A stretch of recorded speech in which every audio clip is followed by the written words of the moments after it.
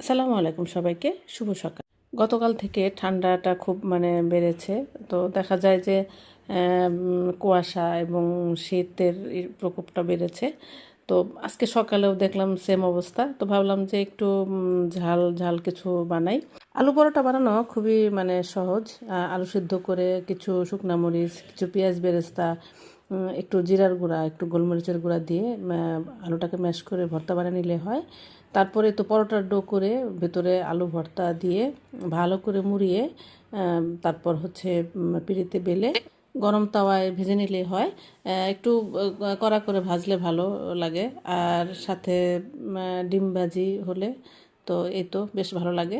শীতের দিনে আসলে অন্যান্য নর্মাল প্লেন পরোটার তো আমরা খাই, কিন্তু মাঝে মাঝে যদি এভাবে রুচির পরিবর্তনে আমরা এভাবে আলু পরোটা বানিয়ে খেতে পারি মাঝে মাঝে, তো বেশ ভালো লাগবে চায়ের সঙ্গে, ডিম ভাজির সঙ্গে। এই তো, সবাইকে ধন্যবাদ।